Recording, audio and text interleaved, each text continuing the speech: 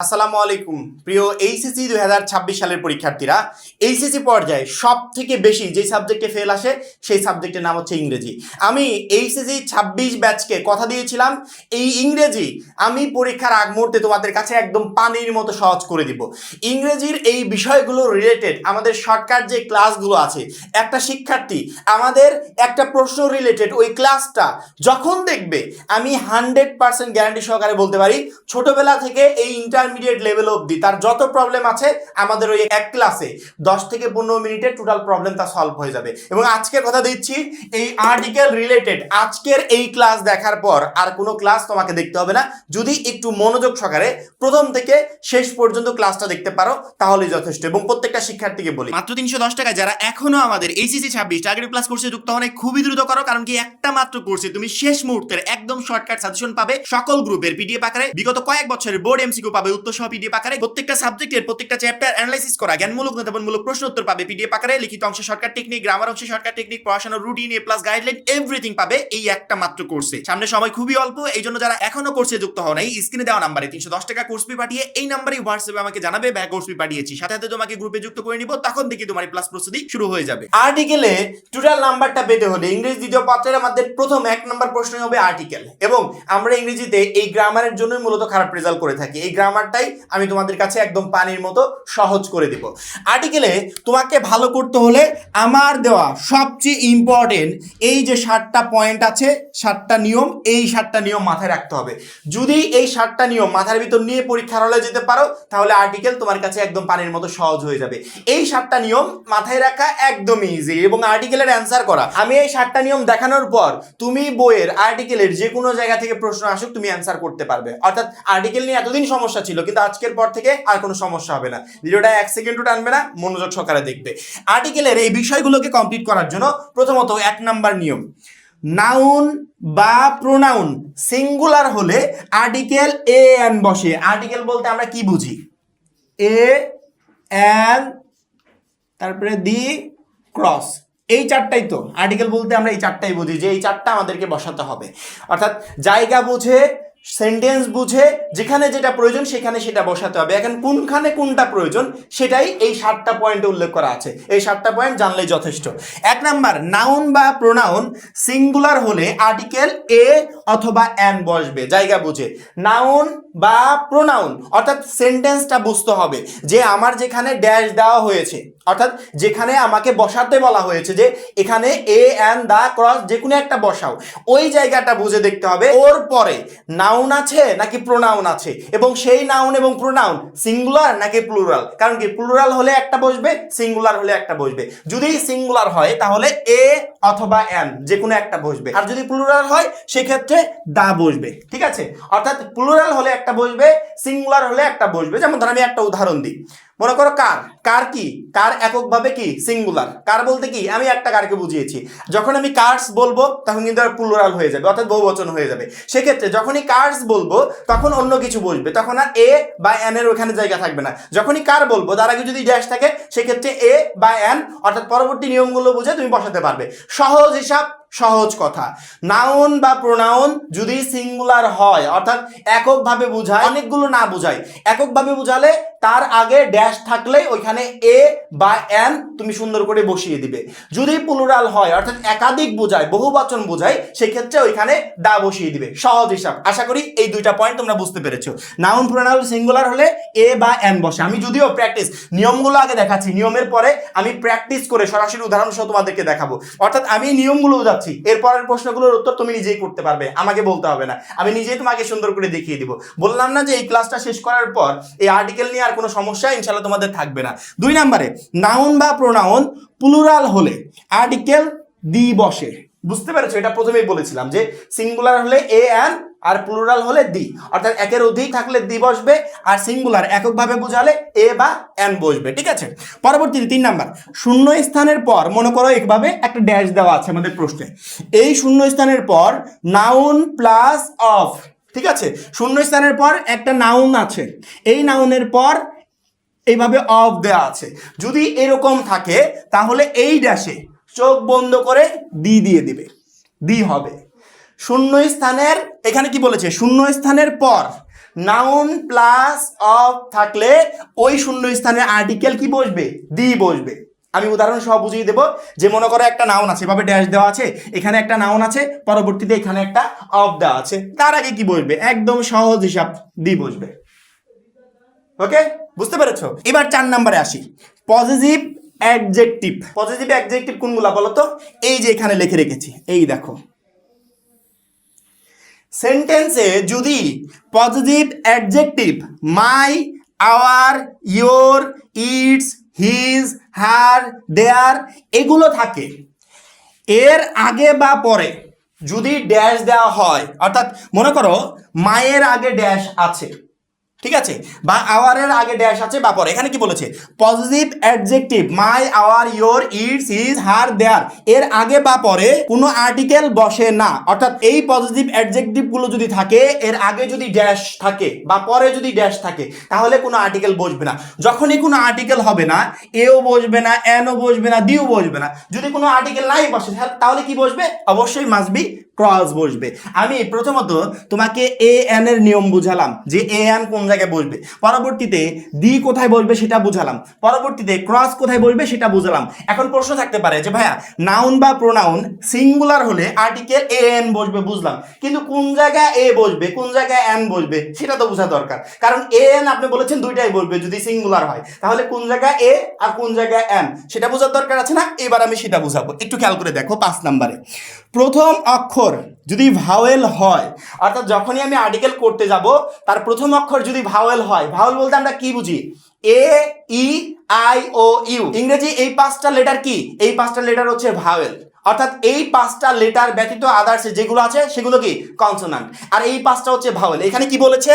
যে প্রথম অক্ষর vowel A, E, I, O, U দিয়ে শুরু হলে তার পূর্বে এন বসে। মনে করো এখানে একটা ড্যাশ দেওয়া আছে, তার পরবর্তীতে কোনো একটা ওয়ার্ড বলা হয়েছে, এই ওয়ার্ডের প্রথম অক্ষর ভাওয়েল অর্থাৎ এ, ই, আই, ও, ইউ এই লেটার দিয়ে যদি স্টার্ট হয়, তাহলে তার আগে কি বসবে? এন বসবে। বুঝাতে পেরেছি? তার আগে এন বসবে। এখন 5টা লেটার তো ভাওয়েল, আর বাদ বাকি অন্যান্য যতগুলো আছে সবগুলো কি? কনসোনান্ট। যদি ভাওয়েল না থাকে, কনসোনান্ট হয়, সেক্ষেত্রে কি বসবে? এ বসবে। সহজ হিসাব। প্রথমে বলেছি নাউন বা প্রোনাউন সিঙ্গুলার হলে আর্টিকেল এ অথবা এন বসবে। তুমি আমাকে প্রশ্ন করতে পারো ভাইয়া সিঙ্গুলার হলে এ অথবা এন বসবে, কিন্তু কোন জায়গায় এ বসবে কোন জায়গায় এন বসবে বোঝা দরকার আছে না? কারণ একই আসে একই সেন্টেন্সে এ এন দুইটাই তো আর বসবে না, যে কোনো একটা বসাতে হবে। সেটাই মূলত এই জায়গা যে নাউন বা প্রোনাউন সিঙ্গুলার হলে আর্টিকেল এ বা এন বসবে, কিন্তু এ বসবে কোথায় আর এন বসবে কোথায়? এন বসবে যদি ভাওয়েল হয়, অর্থাৎ ওই ওয়ার্ডের শুরুটা যদি ভাওয়েল হয়, এই, আই, ও, ইউ দিয়ে হয়, তাহলে তার আগে এন বসবে। আর যদি কনসোনান্ট হয়, অর্থাৎ ভাওয়েল ব্যতীত অন্যান্য যে কোনো লেটার দিয়ে ওয়ার্ডটা শুরু হয়, তার আগে যদি ড্যাশ থাকে, তাহলে ওইখানে এ বসবে। এবার আসি এ বা এন যদি ভাওয়েল হয়ও, মানে ভাওয়েলের এই 5টা যদি থাকেও, অনেক জায়গা এন বসে না। ব্যতিক্রম কিছু নিয়ম পরীক্ষার হলে যদি এই ব্যতিক্রম 1-2টা দিয়ে দেয়, আর আমরা যদি না বুঝে শুনে ওইখানে এন বসিয়ে দিই, তাহলে কিন্তু বিপজ্জনক। অর্থাৎ পরীক্ষায় আমাকে ওইটাতে শিক্ষক একবারে 0 দেবে, কোনো নাম্বার দিবে না। এবার আসি ব্যতিক্রম, মানে সহজ নিয়মগুলো শিখলাম, ব্যতিক্রমেও 1-2টা নিয়ম আছে, ওই একটা নিয়ম আমি শিখে রাখবো। কারণ কি, যদি ব্যতিক্রম বাই চান্স চলেও আসে, তারপরে আমাকে ইনশাল্লাহ কেউ আটকাতে পারবে না, ইজিলি অ্যান্সার করতে পারবো। এবার আমি বুঝলাম যে আমার যদি ভাওয়েল থাকে এই 5টার একটা ওয়ার্ডটা যদি শুরু হয়, তাহলে তার আগে এন বসবে, কিন্তু অনেক জায়গা আছে ব্যতিক্রম যেখানে এনও বসে না, ওইখানে এ বসবে। অর্থাৎ ভাওয়েল থাকার পরেও এন এর পরিবর্তে এ বসে, সেই ব্যতিক্রম নিয়মটা কি? এই মুহূর্তে একটু খেয়াল করে দেখো। 7 নাম্বার ইউ এবং ও। আচ্ছা বলো তো, ইউ এবং ও এটা কি? এটা অবশ্যই ভাওয়েল, কারণ কি ইউও আছে ও আছে, এই ভাওয়েল 5টার ভিতর ইউও আছে ও আছে, কিন্তু আমি তারপরেও এটা নিয়ে কেন কথা বলছি? ইউ এবং ও থাকার পরেও উচ্চারণ যদি ইউ এর মতো, অর্থাৎ ইউ এর উচ্চারণ যদি ইউ এর মতো হয় এবং ও এর উচ্চারণ যদি ওয়া এর মতো হয়, এই রিলেটেড, মানে আমি যখনই ওয়ার্ডটা উচ্চারণ করব, আমার ও এর ইউ এর উচ্চারণ ইউ এর মতোই হচ্ছে। অর্থাৎ বাংলাতে আমি যখন বলবো, তখন একটা ওয়ার্ড উচ্চারণ করতে গিয়ে ইংরেজিতে ইউটাকে আমি ইউ বলেই উচ্চারণ করছি, ঠিক আছে? যেমন ধরো আমি একটা সিম্পল উদাহরণ দিই, মনে করো আমব্রেলা। আচ্ছা, আমব্রেলার এখানে তো ইউ আছে, আমব্রেলাতে কি আছে? ইউ আছে। আচ্ছা, আমব্রেলা আমি যখন উচ্চারণ করছি, আমি কি বলছি যে ইউমব্রেলা? কারণ ইউ এর উচ্চারণ যদি ইউ এর মতোই হয় তাহলে আমব্রেলা তো আর আমি আমব্রেলা বলবো না, ওইখানে ইউমব্রেলা বলবো, কিন্তু ওই ওয়ার্ডের উচ্চারণ তো আর ওইটা না, ওই ওয়ার্ডের উচ্চারণ কি আমব্রেলা। অর্থাৎ এখানে যে ইউটা আমি আমব্রেলা উচ্চারণ করলাম, এটা কি আমব্রেলা প্রথমে ইউই এসেছে নাকি এ এসেছে? যদি ইউ এর উচ্চারণ এই ভাওয়েলের এ এর কোয়ালিটির হয় তাহলে মাস্ট বি এখানে অ্যান বসবে, কোনো কিছু ভাবতে হবে না। কিন্তু ব্যতিক্রম নিয়ম হচ্ছে ইউ এর উচ্চারণ যদি ইউ এর মতোই হয় তাহলে এখানে অ্যান বসবে না, ওইখানে এ বসবে। যে কোনো ওয়ার্ডের পর আগে মনে করো শূন্যস্থান আছে যেখানে আমাকে পূরণ করতে হবে, আর্টিকেল বসাতে হবে, কিন্তু যেই ওয়ার্ডের আগে আর্টিকেল বসাতে হবে ওই ওয়ার্ডের প্রথম লেটারটা আছে হচ্ছে ভাওয়েল, ওই লেটারের ওই উচ্চারণটা ভাওয়েলের মতো হচ্ছে না। অর্থাৎ যদি ইউ থাকে এবং ইউ এর মতোই উচ্চারণ হয় তাহলে ওইখানে অ্যান বসবে না, মানে ভাওয়েল হওয়ার পরও অ্যান বসবে না, ওইখানে বসবে কি এ বসবে। এবং ও, এটাও তো ভাওয়েল, এই ও এর উচ্চারণ যদি ওয়াই এর মতো হয়, ও এর উচ্চারণ যদি ওয়াই এর মতো হয় তাহলে ওইখানেও অ্যান বসবে না, ওইখানে কি বসবে, ওইখানে বসবে এ। এই দুইটা হচ্ছে ব্যতিক্রম নিয়ম, অর্থাৎ এই দুইটা ব্যতিক্রম নিয়ম মনে রাখবে। এবং আরেকটা গুরুত্বপূর্ণ ব্যতিক্রম নিয়ম আছে, অর্থাৎ তিনটা ব্যতিক্রম নিয়ম মনে রাখলে সেই ব্যতিক্রম আসুক বা সহজ নিয়ম আসুক, যেটাই আসুক তোমাকে ইনশাল্লাহ কেউ আটকাতে পারবে না। যেমন ধরো এখানে আরেকটা ব্যতিক্রম নিয়ম আছে, এই দুইটা অবশ্যই মনে রাখবে। যেমন ধরো ছোট্ট একটা উদাহরণ দিই, মনে করো এখানে ও আছে, আচ্ছা আমি যখন ওয়ান উচ্চারণ করছি সাধারণতভাবে এই ও থাকলে তো আমার কি বসানোর কথা, অ্যান বসানোর কথা, কিন্তু ব্যতিক্রম নিয়ম হচ্ছে ও এর উচ্চারণ যদি ওয়াই এর মতো হয় তাহলে এখানে অ্যান না বসে এ বসবে। এই ওয়ানের উচ্চারণের ও ওয়ান কি উচ্চারণ হচ্ছে, ওটা ওয়াই এর মতো হচ্ছে, সেক্ষেত্রে এই ওয়ার্ডের আগে আমি কখনো অ্যান বসাতে পারবো না, অর্থাৎ আর্টিকেল অ্যান বসবে না, কি বসবে এ বসবে। মানে আমি জাস্ট উদাহরণ দিচ্ছি যে এই রিলেটেড ওয়ার্ডে যখনই ও থাকে এবং ওয়াই এর মতো উচ্চারণ হবে তখন ওইখানে তুমি অ্যান বসাতে পারবে না, এ বসাতে পারবে, ঠিক আছে? এইভাবে এই নিয়মগুলো মাথায় রাখার চেষ্টা করবে। এবং লাস্টে আরেকটা ব্যতিক্রম নিয়ম, এইস যদি ও আয়ের মতো উচ্চারণ হয় তাহলে অ্যান বসবে। অর্থাৎ ব্যতিক্রম নিয়ম অনেক জায়গা এ বসার মতো মনে হচ্ছে যে আমি সহজ নিয়ম পড়ে এসেছি এ বসবে, কিন্তু ওই জায়গায় এ না বসে অ্যান বসবে। আবার অনেক জায়গায় মনে হচ্ছে সহজ নিয়ম পড়ে এসেছি যে অ্যান বসবে, ওইখানে আবার অ্যান না বসে এ বসবে, ব্যতিক্রম নিয়ম। আমি এই যে ছোট্ট উদাহরণটা প্রথমেই দেখিয়েছি যে আমব্রেলার আমি এই উচ্চারণটা ইউমব্রেলা পাচ্ছি না, অর্থাৎ ইউটা ইউ এর মতো পাচ্ছি না, ইউটা কিসের মতো পাচ্ছি, এ এর মতো পাচ্ছি। যখনই আমি ইউটা এ এর মতো পেলাম তখন এ বলতে আমি কি বুঝি, ভাওয়েল, আর ভাওয়েল থাকলে কি করতে হবে, অ্যান বসাতে হবে। এবং ও এর উচ্চারণ যখন ওয়াই এর মতো হবে তখন আমি এই জায়গায় আবার অ্যান বসাতে পারবো না, অর্থাৎ ভাওয়েল থাকার পরও অ্যান বসবে না, এখানে কি বসবে, এ বসবে। আবার ব্যতিক্রম নিয়ম হচ্ছে সাধারণত এইস বলতে আমরা কি বুঝি, এটা আমাদের ভাওয়েলের কোনো লেটার না। এইচ বলতে আমরা কি বলছি, কনসোনান্ট, অর্থাৎ এইচ থাকলে ওটা কনসোনান্ট হবে। কিন্তু এইচ এর উচ্চারণ যখন ভাওয়েলের মতো হবে, যেমন ধরো আমি আর্টস বলি, আবার অনার্স যদি বলি, ও উচ্চারণ হচ্ছে প্রথমে, অর্থাৎ এই রিলেটেড উচ্চারণগুলো যখনই করব, মানে উচ্চারণ করতে গেলেই মনে হচ্ছে যে এইচটা তো এইচ এর মতো উচ্চারণ হচ্ছে না, এইচটা ও বা আয়ের মতো উচ্চারণ হচ্ছে, অর্থাৎ ভাওয়েল কোয়ালিটির মতো উচ্চারণ হচ্ছে, সেক্ষেত্রে ওইখানে অ্যান বসবে, মানে ওইটা কনসোনান্ট হওয়ার পরও অ্যান বসবে। আবার অনেকগুলো কি ভাওয়েল হওয়ার পরও এ বসবে। এই ব্যতিক্রম দুইটা নিয়ম মাথার ভিতর রাখলে ইনশাল্লাহ তোমাকে এই আর্টিকেলে কেউ আটকাতে পারবে না। অর্থাৎ উপরের এই সহজ নিয়মগুলো প্লাস ব্যতিক্রম এই দুইটা নিয়ম মনে রাখলে আর্টিকেল পরীক্ষার হলে একবারে টোটালি পানির মতো সহজ হবে। এবং আমি আশা করি আজকের ক্লাসটা করার পর এই আর্টিকেল তোমার কাছে একদমই পানির মতো সহজ। এখন বলতে পারো ভাইয়া নিয়ম তো শিখালেন, এখন একটু 5-6টা একটু এক্সাম্পল দিয়ে শিখান তো, যে দেখি পারি কিনা। আমি তোমাকে প্রশ্ন করব, তুমি উত্তর দিবে, আবার আমি নিজেও উত্তর দেবো, দেখি পারি কিনা। এই মুহূর্তে স্ক্রিনে দেখতে পাচ্ছ এখানে আমি টোটালি 6টা নিয়েছি, এই 6টার উত্তর আমরা করার চেষ্টা করব। 1 নম্বরে দেখতে পাচ্ছ dash umbrella is very useful in rain. বুঝতে পারছো, dash umbrella is very useful in rain, প্রথম মানে ড্যাশের পরে ওয়ার্ডটা কি, আমব্রেলা। আচ্ছা আমব্রেলার ইউ কি, ইউ এর মতো উচ্চারণ হচ্ছে, কিসের মতো উচ্চারণ হচ্ছে, আমব্রেলা এর মতো উচ্চারণ হচ্ছে। নিয়ম অনুসারে ইউ যদি থাকে এবং সেটা যদি ভাওয়েলের মতোই উচ্চারিত হয় তাহলে নিয়ম অনুসারে ওই আমব্রেলার আগে কি বসবে, অবশ্যই উত্তরটা তোমরা জানো, হয়তো আমি শুনতে পাচ্ছি না, কিন্তু আমি জানি যে তোমরা অবশ্যই এটাকে অ্যানই বসাবে, কারণ কি আমি তোমাদের নিয়ম এটাই শিখিয়েছি। যেমন 5 নাম্বার নিয়মের প্রথম অক্ষর ভাওয়েল এই আই ও ইউ দিয়ে শুরু হলে তার পূর্বে অ্যান বসে, সহজ হিসাব। এবং এর উচ্চারণটাও যদি ব্যতিক্রমী হয় তারপরে আমি এ উচ্চারণই পাচ্ছি, কারণ কি আমব্রেলা, এখানে অ্যান ছাড়া আদার্স অন্য কিছু বসতে পারে না। এবার 2 নাম্বারে dash rose is a beautiful flower, dash rose is a beautiful flower, কি আছে ড্যাশের পরে কি আছে রোজ। নিয়ম অনুসারে রোজটা কি বলতো নাউন বা প্রোনাউন সিঙ্গুলার হলে আর্টিকেল এ অথবা এন বসে, নাউন বা প্রোনাউন সিঙ্গুলার হলে। এখানে রোজ অর্থাৎ এই ওয়ার্ডের প্রথম যে লেটারটা, এই লেটারটা কি ভাওয়েল? অবশ্যই ভাওয়েল না, কারণ ভাওয়েল হচ্ছে এই আই ও ইউ। ভাওয়েল যদি না হয় তাহলে কি কনসোনান্ট। আমরা সাধারণত কি জানি কনসোনান্টের পূর্বে যদি ড্যাশ থাকে, অর্থাৎ আমার যে ওয়ার্ডের আগে ড্যাশ আছে ওই ওয়ার্ডটা যদি কনসোনান্ট দিয়ে শুরু হয় তাহলে কি বসবে? এ বসবে, তাই তো? নিয়ম অনুসারে কি বসে? এ বসে।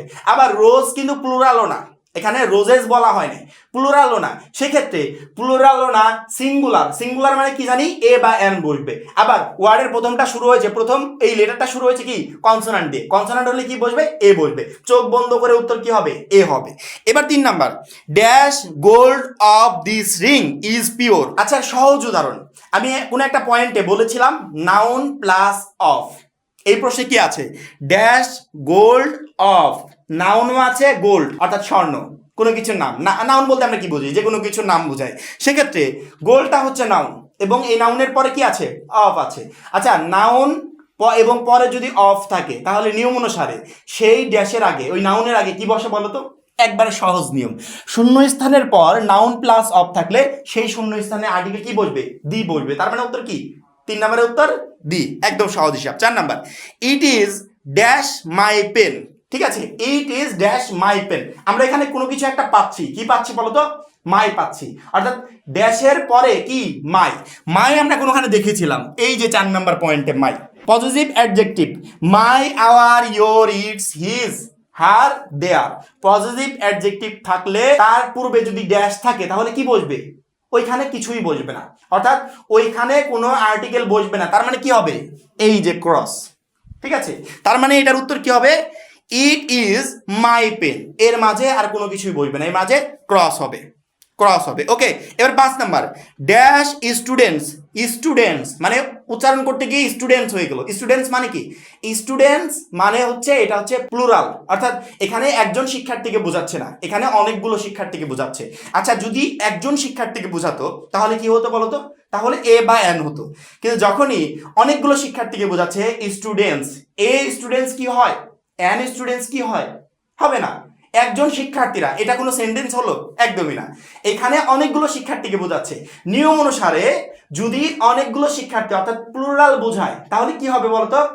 দি হবে। এই যে নিয়মটা, নাউন বা প্রোনাউন প্লুরাল হলে আর্টিকেল দি বসে। তার মানে এখানে উত্তর কি হবে?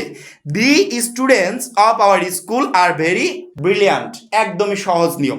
এবার 6 নম্বরে, I so dash one eyed man in the street. আমি 5টার অ্যান্সার করে দিয়েছি, এই একটার অ্যান্সার আমি করতে চাচ্ছি না। আমার শিক্ষার্থীরা এতক্ষণ পরে যারা ক্লাসটা দেখেছে মনোযোগ সহকারে, তারা এই একটার উত্তর করে আমাকে কমেন্ট বক্সে জানাবে যে ভাইয়া এটার উত্তর হবে এটা, আপনি যে নিয়মটা শিখিয়েছেন এটার উত্তর এটা হবে।